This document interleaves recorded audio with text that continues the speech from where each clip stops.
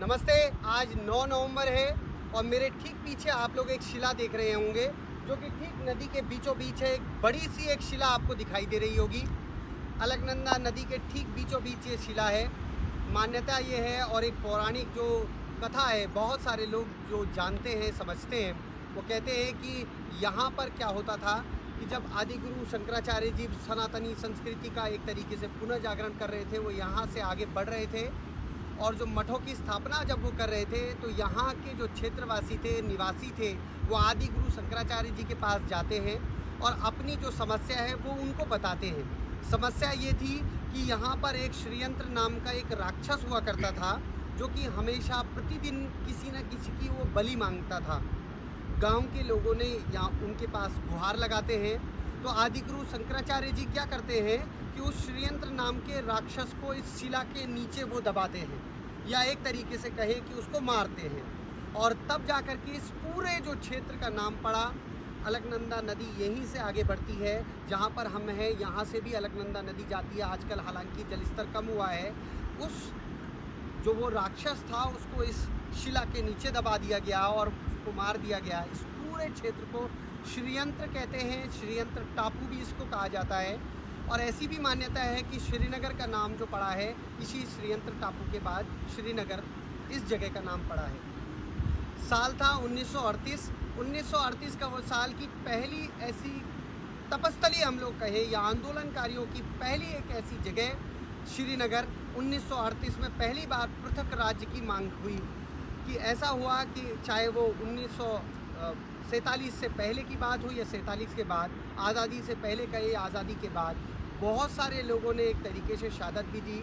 बहुत सारे लोगों ने अपना संघर्ष रखा, चाहे वो बद्रीदत्त पांडे जी की बात हो, चाहे वो अनुसूय प्रसाद बहुगुणा जी की बात हो, चाहे वो पूरनचंद जी की बात हो, चाहे वो फजल अली आयोग बना कि नए पर्वतीय आंचल को समझना है तो नया एक राज्य बनना चाहिए। हम लगातार आगे बढ़ते हैं। साल आता है 1994, 1994। तत्कालीन उस समय उत्तर प्रदेश के अंदर मुख्यमंत्री हैं मुलायम सिंह यादव साहब। और उस साल एक तरीके से ड्रामेटाइज एक तरीके से सिचुएशन हुई, किस तरीके से आंदोलन को तोड़ने का काम राज्य सरकार की पुलिस ने क्या दमनकारी नीति अपनाई और राज्य सरकार ने क्या काम किया कि तारीख थी 1 सितंबर 1994। खटीमा के अंदर वो तमाम सारे लोग जो उन तमाम सारे लोगों में शामिल थे, नौजवान, बड़े बुजुर्ग, माता बहनें शामिल थी कि नया एक राज्य बनेगा, उत्तराखंड बनेगा।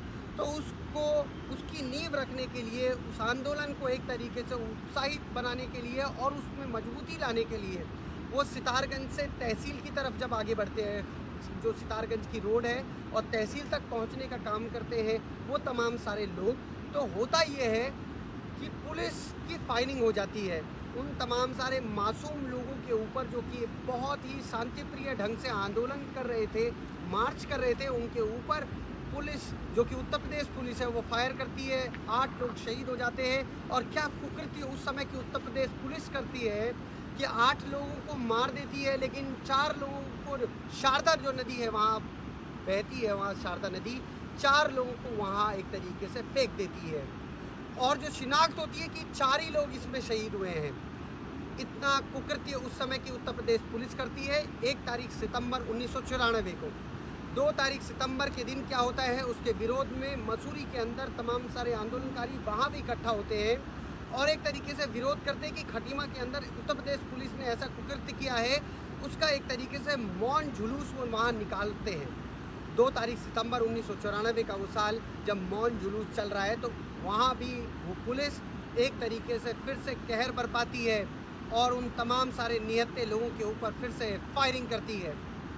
मसूरी गोलीकांड हो जाता है जिसमें 2 महिलाएं शहीद होती हैं, 2 सगी बहनें, बेलमती चौहान और हंसा धनाई। पुरुष लोगों की भी और लोगों की भी वो लोग शहीद हुए हैं, लेकिन 2 महिलाएं शहीद हुई इसमें। और फिर हम लोग ये कहें कि फिर चाहे वो खटीमा गोलीकांड हुआ, फिर उसके बाद आपने देखा कि 2 तारीख सितंबर को मसूरी के अंदर गोलीकांड हुआ।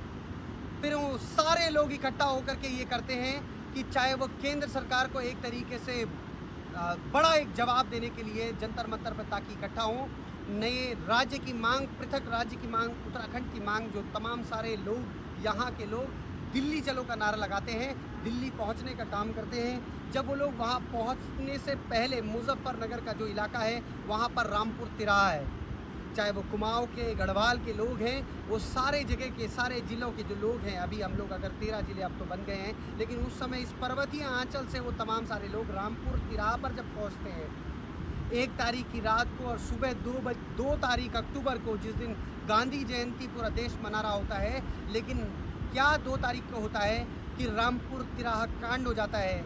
वहाँ पर भी फिर से जो उत्तर प्रदेश की जो पुलिस है वो एक तरीके से फिर से गोलियां चलाती है उन निहत्थे आंदोलनकारियों पर।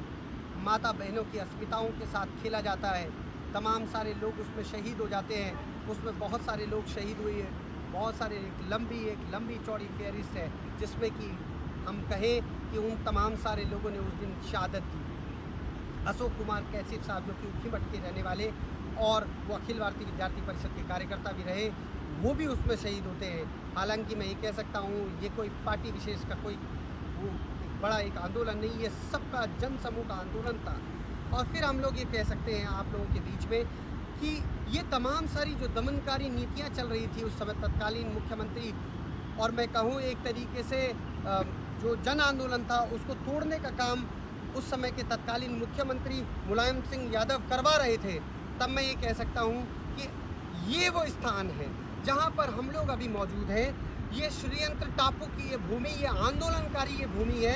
अगर हम लोग राइट साइड पे देखें, मेरी जो राइट साइड है ये अलकनंदा नदी के ठीक उधर की तरफ पौड़ी जनपद है, और मेरे ठीक लेफ्ट हैंड साइड देखेंगे तो वो टिहरी जनपद है। ये वो स्थान चुना गया कि यहाँ पर तमाम सारे आंदोलनकारी इकट्ठा होंगे, आंदोलन को और मजबूती प्रदान करने के लिए यहाँ पर वो तमाम सारे आंदोलनकारी इकट्ठा होते हैं। यहाँ पर एक तरीके से आंदोलन का एक बड़ा हॉट स्पॉट बनाया गया। लेकिन फिर से आज तो 9 तारीख है, लेकिन 10 नवंबर 1994 को क्या होता है, पुलिस फिर से इस इलाके को घेरती है। सुबह के 3 बज रहे हैं, बहुत सारे लोगों को मालूम नहीं है कि क्या अभी होने वाला है, लेकिन पुलिस कितनी गलत नीयत से अपनी एक तरीके से मैं कहूँ उत्तर प्रदेश पुलिस का एक तरीके से खौफनाक चेहरा उस समय सामने आया कि उन तमाम सारे आंदोलनकारियों को सुबह के 3 बजे जब एक तरीके से सन्नाटा है, अंधेरा है, सुबह हालांकि थोड़ी देर बाद होने वाली है, उन नियत्ते लोगों पर एक तरीके से बर्बरतापूर्वक लाठियों से एक तरीके से हमला करते हैं, और जो राइफल है उनके बट से उनको मारते हैं। बहुत सारे लोगों को मारते हैं। 2 लोग उसमें जो शहीद हुए और उनको किस तरीके से मारा गया, इसी स्थान पर राजेश रावत जो कि शहीद हुए और एक और जो शहीद हुए यशोधर बेंजवाल, यहाँ पर उनको मारा जाता है। उत्तर प्रदेश पुलिस उनको मारती है, पत्थरों से मारती है, और इसी अलकनंदा नदी में उनको एक तरीके से फेंक दिया जाता है। 14-15 दिनों के बाद यहीं से थोड़ी दूरी पर भगवान है, जब उनकी एक तरीके से लाशें तैरती हुई ऊपर दिखाई देती है, तब उनकी शिनाख्त होती है कि राजेश रावत और यशोधर बेंजवाल, इन दोनों लोगों की शिनाख्त हो जाती है। ये कुकृत्य किया उस समय की पुलिस ने, और आज 9 नवंबर 2023 है। 9 नवंबर 2000 को उत्तर प्रदेश से पृथक होकर के उत्तराखंड बना। आज 23 सालों के बाद बहुत ज़्यादा परिवर्तन आप लोग देखेंगे उत्तराखंड के अंदर हुआ है। अभी वर्तमान की सरकार ने क्या काम किया है, उन तमाम सारी चीज़ों पर भी हम लोग बात करेंगे, लेकिन हम लोग ये बात करना चाहते हैं कि ये शहादत के बाद बना हुआ उत्तराखंड है, और हम सब लोग जानते हैं उन तमाम सारी माता बहनों ने बड़े संघर्ष के बाद आज हम इस खुली फिज़ा में अपनी बात कर पाते हैं। पर्वतीय आंचल की अगर हम लोग बात करते हैं तो उन तमाम सारे लोगों का एक बड़ा एक संघर्ष है। आज हम लोग देखेंगे उत्तराखंड के अंदर बहुत सारे विकास कार्य अभी चल रहे हैं। अभी उत्तराखंड पहला एक राज्य बनने जा रहा है कि यूनिफॉर्म सिविल कोड, अभी एक कमेटी उसमें ड्राफ्ट, उसमें तमाम सारी जो नियमावली है उसकी लागू अभी शायद अभी पहला ऐसा राज्य पूरे देश भर के अंदर गोवा के बाद बनने वाला है कि यूनिफॉर्म सिविल कोड यहाँ लागू होगा। ऐसी यहाँ की सरकार अभी करने वाली है। और अगर हम बहुत सारे ट्रांसफॉर्मेशंस की बात करें, जो विकास की गति इन 23 सालों में बढ़ी है, अगर हम लोग रोड इंफ्रास्ट्रक्चर की बात हम लोग करें तो नेशनल हाईवेज पर अभी बहुत ज़्यादा काम हुआ है। ऑल वेदर रोड की बात है, जैसे हम लोग कहें कि 4 धामों की कनेक्टिविटी के लिए अगर हम लोग कहें कि पहले लखनऊ और हम लोग कह सकते हैं बहुत ज़्यादा समय हम लोगों का बर्बाद होता था एक जगह से दूसरी जगह तक पहुंचने में, लेकिन रोड कनेक्टिविटी अच्छी हुई है।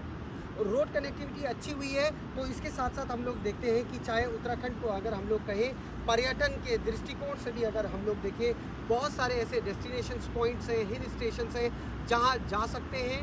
रोज़गार के बहुत सारे अवसर आप लोग देख सकते हैं, उन तमाम सारे लोगों को भी मिल सकते हैं। और हिल स्टेशन अगर हम लोग देखें, चाहे वो नैनीताल है, चाहे वो मसूरी है, चाहे आप धनौल्टी देखेंगे, चाहे वो आप लोग रानीखेत की तरफ अगर आप लोग जाएंगे, चाहे आप पिथौरागढ़ की तरफ जाएंगे, अभी गुंजी में अभी देश के प्रधानमंत्री जी वहाँ मौजूद थे।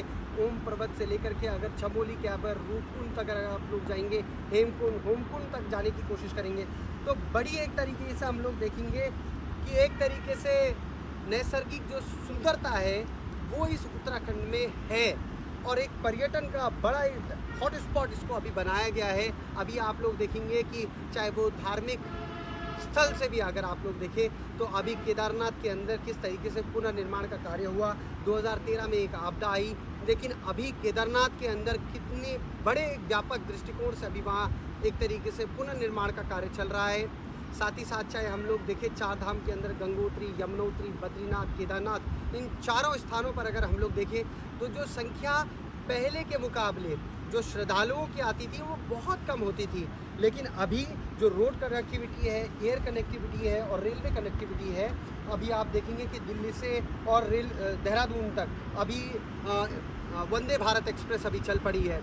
एयर कनेक्टिविटी अगर आप लोग देखेंगे तो अभी रुद्रप्रयाग जनपद में आप जाएंगे तो वहाँ बहुत सारी हेली सर्विसेज भी काम कर रही हैं। रोड कनेक्टिविटी की बात यह है कि बहुत सारा अच्छा एक इंफ्रास्ट्रक्चर अभी नेशनल हाईवेज़, स्टेट हाईवेज़ का अभी बना है। तो अभी बहुत सारा एक तरीके से डेवलपमेंट प्रोसेस लगातार चल रहा है उत्तराखंड के अंदर। अभी हम लोग बात करें सौर ऊर्जा की बात, सेफ्रन रिवॉल्यूशन उत्तराखंड के अंदर बड़े व्यापक दृष्टिकोण से चल पड़ा है। हालांकि हम लोग ये मानते हैं कि उत्तराखंड एक तरीके से डैम बहुत सारे डैम यहाँ बने हैं। चाहे वो सबसे बड़ा डैम यहाँ पर टिहरी डैम यहाँ पर है, जो कि एशिया का सबसे बिगेस्ट डैम है। बड़ा एक डैम 2400 मेगावाट का बिजली उत्पादन करने की क्षमता जो रखता है। यहाँ पर विष्णुघाट परियोजना है, यहाँ पर जमरानी परियोजना है, यहाँ पर अलकनंदा हाइड्रो पावर प्रोजेक्ट चल रहा है। इस पर तो काम हुआ, लेकिन जल जंगल ज़मीन के साथ साथ अगर हम लोग देखें इस उत्तराखंड में किस तरीके से विकास हुआ कि अभी सेफ्रन रिवॉल्यूशन आया, सूरज की रोशनी से बिजली उत्पादन का काम बड़े व्यापक दृष्टिकोण से उत्तराखंड के अंदर चल रहा है। शिक्षा क्षेत्र में अगर हम लोग देखें तो अभी शिक्षा क्षेत्र में प्रोफेशनल कॉलेजेस बहुत सारे खुले हैं। बहुत सारे स्पोर्ट्स कॉलेज खोलने की बात अभी हुई है। अभी जो वर्तमान सरकार है, धामी साहब की सरकार है, अभी स्पोर्ट्स कॉलेज खोलने की बात हुई, वुमेंस कॉलेज खोलने की बात हुई है। और हम लोग ये देखें जिन कोर्सेज़ के लिए शायद बहुत सारी जगह भटकना पड़ता था, आज वो बहुत सारे कोर्सेज़ आज हायर एजुकेशन में हम सब लोगों को मिल रहे हैं। साथ ही साथ अभी योगा की बात हुई है। अभी जो हम लोग कुछ दिनों पहले देख रहे थे कि योगा इतने सालों से पूरे देश और दुनिया मानती है, जो योग का एक बड़ा एक तरीके से केंद्र भारत को माना जाता है।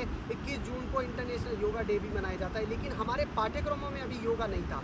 लेकिन अभी वर्तमान सरकार में वर्तमान मंत्री डॉक्टर धन सिंह साहब ने, डॉक्टर धन सिंह रावत जी ने क्या किया, योगा को एक तरीके से कंपलसरी सब्जेक्ट्स बनाने की बात अभी पेशकश की गई है। आने वाले समय में योगा के तमाम सारे अभ्यर्थियों को भी, और एक तरीके से योगा हब इसको कहा जाता है उत्तराखंड को, देवभूमि है। और योगा एक तरीके से अपने जो शरीर को हम लोग अच्छा कैसे रख पाए, अपने स्वास्थ्य के लिए कैसे हम लोग अपने सचेत रहें, ऐसी तमाम सारी चीज़ें स्कूली एजुकेशन से अगर हम लोगों को मिलेंगी तो शायद मुझे लगता है कि हायर एजुकेशन से तक पहुँचते बहुत कुछ अच्छा कुछ होगा। चाहे स्वास्थ्य सेवाओं की अगर हम लोग बात करें, एम्स श्रीनगर से लेकर के अगर हम लोग देखें तो एम्स अगर ऋषिकेश में बना है तो अच्छी फैसिलिटीज़ यहाँ, चाहे पहाड़ी क्षेत्र के अंदर देखें तो आज स्वास्थ्य क्षेत्र में भी एक बड़ा एक काम हुआ है। कुमाऊं मंडल और गढ़वाल मंडल दोनों में अगर हम लोग देखा जाए तो तीर्थाटन से लेकर के, पर्यटन से लेकर के, शैक्षणिक व्यवस्थाओं से लेकर के, नेशनल हाईवे से लेकर के, आज हम बड़े एक व्यापक सोच के साथ अगर हम लोग देखें, बड़ी एक कनेक्टिविटी हुई है। उन तमाम सारी चीज़ों में सुधार भी हुआ है और बहुत सारी चीज़ें आने वाले समय में पूरी होंगी। इसी आशा उम्मीद के साथ भी हम लोग आगे बढ़ रहे हैं। बहुत कुछ इस प्रदेश ने अभी आगे कुछ किया है और हम लोग ये कहते हैं कि ये उत्तराखंड है।